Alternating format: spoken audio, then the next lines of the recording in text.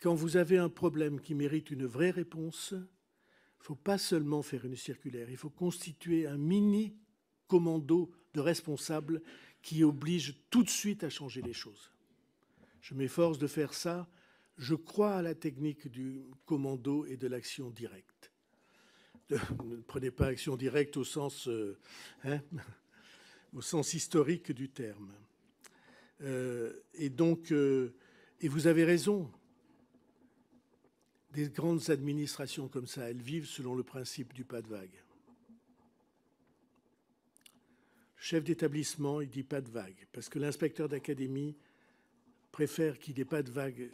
Et l'inspecteur d'académie dit au recteur pas de vague. Et les recteurs, ils disent au ministre, ça se passe très bien.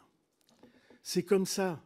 Alors j'ai décrit ce phénomène 100 fois depuis 30 ans, mais je crois qu'il y a là une explication et qu'il faut changer de méthode. Alors, dernière question.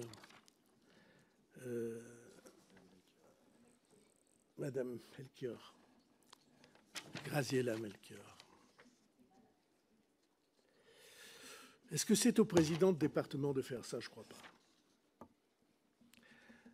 Les présidents de département, d'abord, ils ont pas mal de soucis. Et puis, ce sont des affaires, pas de murs, mais de ce qui se passe dans les murs. La protection de l'enfance, c'est pour la petite enfance. François Sauvadet est venu ici, vous a expliqué que ce n'était pas ça la responsabilité du conseil départemental, entendu par votre commission. Moi, je pense que c'est à l'intérieur de l'éducation nationale qu'il faut placer des capteurs d'alerte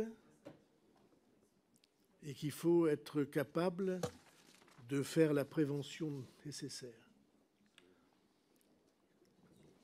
Les conseils départementaux ne sont pas armés pour ça, à mes yeux en tout cas. Est-ce qu'il y a d'autres institutions qui peuvent être armées? Je crois beaucoup ce que j'avais défendu dans la circulaire que je viens à l'instant de relativiser. Je crois beaucoup au lien entre justice, police, éducation, ou santé, éducation. Il y a des choses à faire de ce point de vue-là. Mais c'est dans les établissements que ça se passe, à mon avis. Parce que je crois toujours que ce qui se produit dans l'école reste dans l'école. Merci, Monsieur le Premier ministre. Nous allons passer la dernière salve de questions. Il y a 6 questions. Ensuite, moi, je vous propose une pause de 5-10 minutes et on finit avec les dernières questions des rapporteurs. Est-ce que ça vous convient ou vous voulez une vraie pause? Non, moi, je voudrais qu'on aille jusqu'au bout. D'accord, très bien. Donc, ce sera une pause de 5 minutes dans ce cas. Bien, donc nous avons la question de Sarah Legrain pour 1 minute. Merci. Monsieur le Premier ministre, l'importante question « Pourquoi les enfants ne parlent pas ?» ne doit pas permettre de détourner le regard. Il faut respecter toutes les victimes, dont celles nombreuses qui ont parlé en vain et qui demandent des comptes aux adultes. La question qui est posée ici est celle des adultes, dont vous. Des adultes qui ne veulent pas voir, c'est documenté, ça s'appelle justement l'omerta et vous semblez mal armés pour lutter contre. L'omerta passe par la minimisation des violences, l'inversion de la culpabilité, la silenciation. Minimisation, expliquer encore aujourd'hui qu'il y a des gifles éducatives, parler de pédophilie comme d'adultes se choisissant des partenaires enfants sans interroger le continuum de domination dans les violences. Inversion de la culpabilité, décider que vous êtes victime d'un complot insoumis quand on vous demande simplement des comptes sur votre incapacité à protéger des dizaines et des dizaines de victimes.